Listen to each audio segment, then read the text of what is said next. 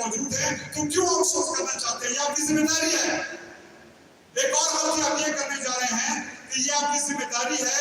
ये 10 साल से 15 साल से ये इदारे ठीक नहीं चल रहे, कुछ इदारे जो आप बता रहे हैं, तो क्या आपने इनकी तरफ तवज्जो दी है? क्या सिर्फ बेचना प्राइवेट सेक्टर को दे इसका? ये गवर्नमेंट भी अपनी जिम्मेदारी से भाग रही है और ब्यूरोक्रेसी भी अपनी जिम्मेदारी से भाग रही है। ये अपनी जिम्मेदारी बनती है। मैंने जब मिनिस्टर साहब से मुलाकात की मीटिंग की सवारी से, मैंने पहली बात ये कही कि सर ये आप अपनी जिम्मेदारियों से भाग रहे हैं। यहां पर आप देखें, ये जो इदारे हैं इसमें बिजली नहीं है, इसमें फर्नीचर नहीं है, इसमें लैब नहीं है, इसमें सिक्योरिटी के मसले हैं, इसमें रिहाइश का मसला है। जब ब्यूरोक्रेट आता है कोई स्थान, उसको 1.5-2 लाख रुपए का जो है वो अनाउंस मिल जाता है, उसको गाड़ी मिल जाती है, उसको रिहाइश मिल जाती है, उसको नौकर मिल जाते हैं। मुझे क्या मिलता है? मिनिस्टर साहब को मैंने कहा कि मैं आपके गांव का हूं, मुझे आपको स्थान भेज दें, 50,000 रुपए कम से कम, बड़ी कंजूसी भी करूंगा तो 50,000 रुपए मेरा कोई स्थान में जाकर खर्चा होगा। तो क्यों मैं जाऊं? मुझे पागल कुत्ते ने कहता है कि मैं कोई स्थान जाऊं। जब जज जाता है, जब ब्यूरोक्रेट जाता है, जब पुलिस वाला जाता है, जब डॉक्टर जाता है, कोई भी जाता है, आप उसको एक अनाउंस देते हैं। मुझे क्या देते हैं? एक अनाउंस है वो 2008 और 9 वाला पीनट मूंगफली है, उसका मैं क्या करूं? ये कहते हैं कि हम इनको पैसे देंगे।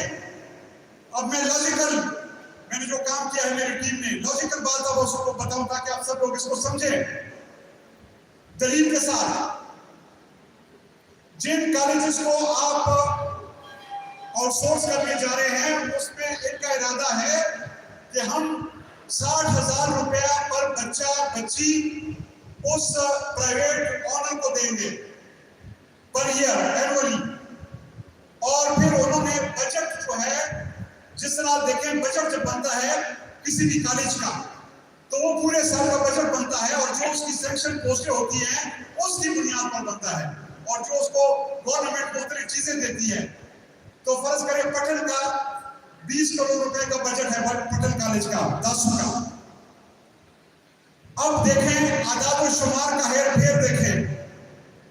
ये कहते हैं कि वहां पर तो 80 स्टूडेंट हैं और वहां पर 10 टीचर काम कर रहे हैं, 1:10 आ गया टीचर और स्टूडेंट। मैं कहता हूं ओ अकल के अंधो, मैं स्कूल टीचर नहीं हूं, मैं सब्जेक्ट स्पेसिफिक टीचर हूं। मैं सब्जेक्ट पढ़ाता हूं। मेरे पास अगर 80 स्टूडेंट होंगे उर्दू के होंगे तो मैं उर्दू पढ़ाऊंगा। 1:80 होगा, 1:10 नहीं होगा। ये गलत आदाद शुमार पेश कर रहे हैं।